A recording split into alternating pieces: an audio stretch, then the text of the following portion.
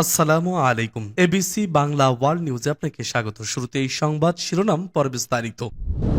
পুরোদমে ইসরায়েল, ফিলিস্তিন, Hezbollah, Ukraine, রাশিয়ার যুদ্ধের দামামা বাজছে।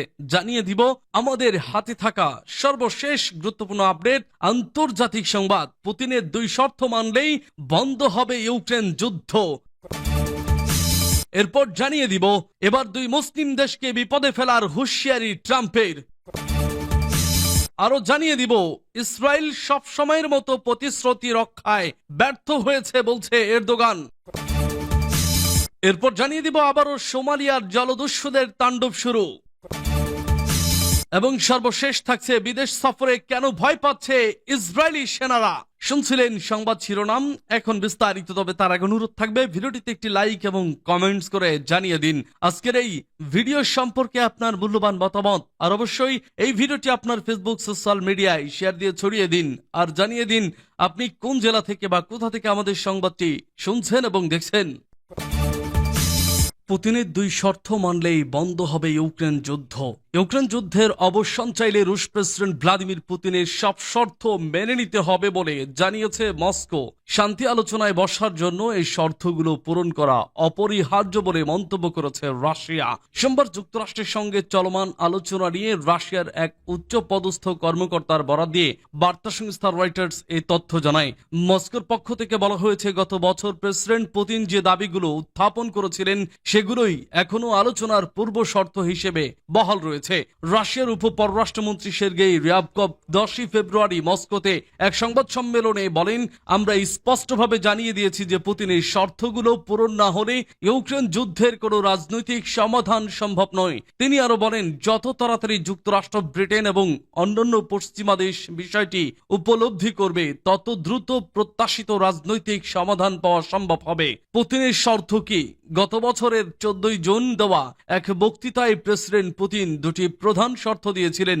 এক, ইউক্রেনকে ন্যাটো সদস্য পদ পাওয়ার আশা ত্যাগ করতে হবে এবং ভবিষ্যতে ন্যাটোতে যোগ না দেওয়ার প্রতিশ্রুতি দিতে হবে। 2, যুদ্ধে রাশিয়ার নিয়ন্ত্রণে চলে যাওয়া ইউক্রেনের 4টি অঞ্চল থেকে ইউক্রেনীয় সেনাদের সম্পূর্ণ প্রত্যাহার করতে হবে। অপরদিকে কিয়েভ এ শর্তগুলোকে পূর্ণ আত্মসমর্পণে সামিল বলে উল্লেখ করে প্রত্যাখ্যান করেছে। ইউক্রেন বলছে, যুদ্ধ শুরুর পর থেকে তারা ন্যাটোতে যোগদানের চেষ্টা চালিয়ে যাচ্ছে এবং রাশিয়ার দখলে যাওয়া ভূখণ্ড পুনরুদ্ধার করাই তাদের প্রধান লক্ষ্য।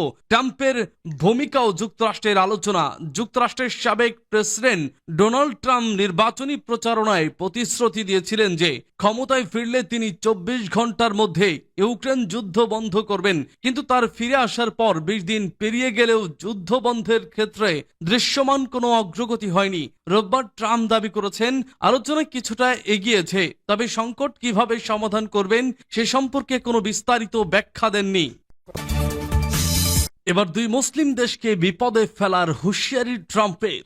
বাসিন্দাদের অন্যত্র সরিয়ে ফিলিস্তিনের গাজার দখল নিতে চায় যুক্তরাষ্ট্র। প্রেসিডেন্ট হিসেবে শপথ গ্রহণের পর থেকে একাধিকবার ডোনাল্ড ট্রাম্প এ খায়েশ প্রকাশ করে আসছেন। প্রথম দিকে রসিকতা মনে হলেও ইসরায়েলের প্রধানমন্ত্রী বেনিয়ামিন নেতানিয়াহুর সঙ্গে ওয়াশিংটনে এক যৌথ সংবাদ সম্মেলনে সেই খায়েশ পূর্ণ ব্যক্ত করায় ইস্যুটি বিশ্বব্যাপী ব্যাপক প্রতিক্রিয়ার সৃষ্টি করে। এবার গাজা তার আদিবাসীদের কাছ থেকে ছিনিয়ে নেবার বিরোধিতা করে বিপদে পড়তে যাচ্ছে 2টি মুসলিম দেশ। খবর আনাদুলু এজেন্সির। ট্রাম্প গাজার ফিলিস্তিনিদের মিশর ও জর্ডানে পুনর্বাসনের প্রস্তাব দেন, তবে ট্রাম্পের এই প্রস্তাব তাৎক্ষণিকভাবে মিশর ও জর্ডান উভয় দেশই প্রত্যাখ্যান করেছে। এরই মধ্যে আরব দেশগুলো ট্রাম্পের পরিকল্পনার বিরুদ্ধে অবস্থান নিয়েছে। বিশেষজ্ঞদের মতে ফিলিস্তিনিদের নিজ ভূমি থেকে সরিয়ে নেবার এই পরিকল্পনা আন্তর্জাতিক আইনের লঙ্ঘন এবং তা মধ্যপ্রাচ্যের উত্তেজনা আরো বাড়িয়ে তুলবে। মিশর ও জর্ডানের অবস্থান স্পষ্ট হবার পর ডোনাল্ড ট্রাম্প জানান, জর্ডান ও মিশর যদি গাজা থেকে ফিলিস্তিনিদের স্থানান্তরিত করার বিষয়টি মেনে না নেয় তাহলে তিনি তাদের সাহায্য বাতিল করার কথা বিবেচনা করবেন। তিনি বলেন, হ্যাঁ, হয়তো, অবশ্যই, কেন নয়। যদি তারা তা না করে তাহলে আমি সম্ভবত আইনগত সাহায্য বন্ধ করে দেব। জর্ডানের রাজাকে আরব ফিলিস্তিনিদের গ্রহণের জন্য কিভাবে রাজি করাবেন জানতে চাইলে ট্রাম্প বলেন, আমি মনে করি তিনি এ প্রস্তাব গ্রহণ করবেন। আমার মনে হয় অন্যান্য দেশও গ্রহণ করবে। তাদের হৃদয়ে উদার। এদিকে ফিলিস্তিনের গাজায় আটক সব জিম্মিকে মুক্তির আলটিমেটাম দিয়েছেন মার্কিন প্রেসিডেন্ট ডোনাল্ড ট্রাম্প। এমনকি ওই সময়ের মধ্যে তাদের মুক্তি না দিলে আবারও যুদ্ধের হুমকি দিয়েছেন তিনি। আনাদুলু এজেন্সির প্রতিবেদনে বলা হয়, শনিবারের মধ্যে সব ইসরায়েলি জিম্মির মুক্তি চান ট্রাম্প, নয়তো যুদ্ধবিরতি বাতিলের পরামর্শ দিয়েছেন তিনি। মার্কিন প্রেসিডেন্ট বলেছেন, আমি বলবো যুদ্ধবিরতি বাতিল করুন, তাহলে সব বাজি শেষ হয়ে যাবে এবং সেখানে নরক শুরু হোক। ট্রাম্প সোমবার ওভাল অফিসে সাংবাদিকদের সঙ্গে এ নিয়ে কথা বলেন। এ সময় তিনি শনিবারের মধ্যে গাজা উপত্যকায় থাকা ইসরায়েলি জিম্মিদের মুক্তি না দিলে ইসরায়েল ও হামাসের মধ্যে যুদ্ধবিরতি বাতিলের প্রস্তাব করে বলেন, আমি যতদূর জানি যদি শনিবার দুপুর 12টার মধ্যে সমস্ত জিম্মিকে ফেরত না দেওয়া হয়, আমার মনে হয় এটি উপযুক্ত সময়, তাদের ফেরত দেওয়া উচিত। ইসরায়েল সব সময়ের মতো প্রতিশ্রুতি রক্ষায় ব্যর্থ হয়েছে বলছে এরদোগান। ইসরায়েল সব সময়ের মতো গাজায় যুদ্ধবিরতি চুক্তিতে তাদের প্রতিশ্রুতি রক্ষায় ব্যর্থ হয়েছে বলে মন্তব্য করেছেন তুরস্কের প্রেসিডেন্ট রিসেপ তাইয়েপ এরদোগান। এছাড়া ফিলিস্তিনি ভূখণ্ডে দখলদারিত্ব বন্ধ, গাজায় সংগঠিত ধ্বংসযজ্ঞের ক্ষতিপূরণের জন্য ইসরায়েলের প্রতি আহ্বানও জানান তিনি। মঙ্গলবার পুত্র জায়াতে মালয়েশিয়ার প্রধানমন্ত্রী আনোয়ার ইব্রাহিমের সঙ্গে এক যৌথ সংবাদ সম্মেলনে তিনি এসব কথা বলেন। খবর ডেইলি সাবাহর। রিসেপ তাইয়েপ এরদোগান বলেন, ইসরায়েল সব সময়ের মতো গাজায় যুদ্ধবিরতি চুক্তিতে তাদের প্রতিশ্রুতি রক্ষায় ব্যর্থ হয়েছে। পাশাপাশি তিনি ফিলিস্তিনি ভূখণ্ডে দখলদারিত্ব বন্ধ, গাজায় সংগঠিত ধ্বংসযজ্ঞের ক্ষতিপূরণের জন্য ইসরায়েলের প্রতি আহ্বানও জানান। গাজায় গত 19 জানুয়ারি থেকে কার্যকর হওয়া যুদ্ধবিরতি ও বন্দি বিনিময় চুক্তি নিয়ে সন্দেহ দেখা দিয়েছে। ফিলিস্তিনি স্বাধীনতাকামী সংগঠন হামাস সামাজিক যোগাযোগ মাধ্যম টেলিগ্রাম অ্যাকাউন্টে জানিয়েছে, শনিবার জিম্মি মুক্তি স্থগিত করেছে কারণ ইসরায়েল গাজায় হামলা চালিয়ে চুক্তি ভঙ্গ করেছে।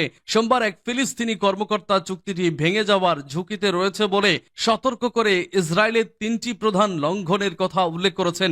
এর মধ্যে রয়েছে গাজায় ফিলিস্তিনিদের লক্ষ্য করে ইসরায়েলের গুলিবর্ষণ, যার ফলে গত 1 জানুয়ারি থেকে কমপক্ষে 25 জন নিহত হয়েছেন। তিনি বলেন, দ্বিতীয় লঙ্ঘন হল ইসরায়েলের মানবিক সহায়তার উপর অব্যাহত অবরোধ। তৃতীয়ত, ইসরায়েলি প্রধানমন্ত্রী বেনিয়ামিন নেতানিয়াহু এবং মার্কিন প্রেসিডেন্ট ডোনাল্ড ট্রাম্প গাজা উপত্যকার সম্পূর্ণ জাতিগত নির্মূলের তাদের অভিপ্রায় সম্পর্কে বারবার বিবৃতি দিয়ে ফিলিস্তিনিদের উত্তেজিত করেছেন।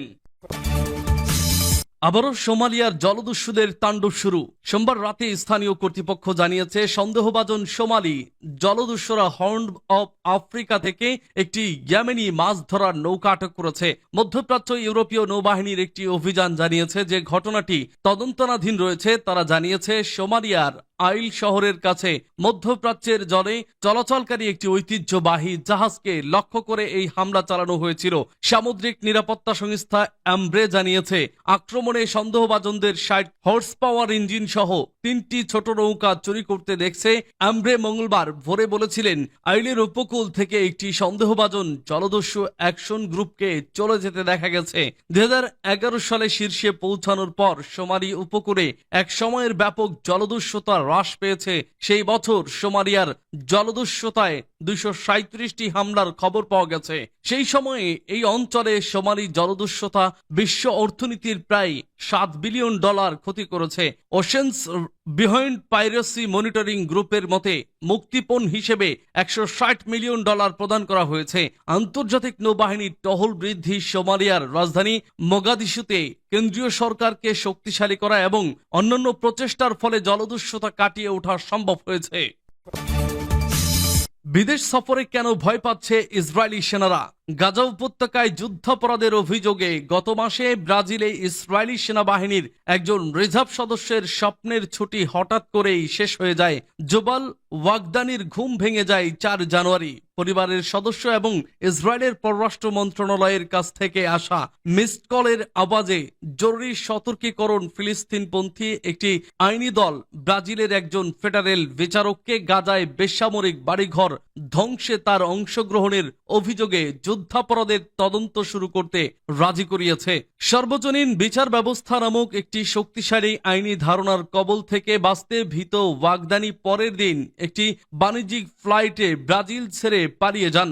এই আইনের আওতায় সবচেয়ে গুরুতর অপরাধের জন্য লোকদের বিচার করার অনুমতি দেয়। বিশ্বের যে কোনো স্থানে সংগঠিত অপরাধের বিচার করা যায়। 2023 সালের 7 অক্টোবর হামাসের একটি সঙ্গীত উৎসবে হামলার পর বেঁচে যাওয়া ওয়াগদানি একটি ইসরায়েলি রেডিও স্টেশনকে বলেছেন যে অভিযোগটি হৃদয়ে বুলেটের মতো আঘাত আনছে বলে মনে হচ্ছে। বেলজিয়াম ভিত্তিক একটি আইনি গোষ্ঠী হিন্দু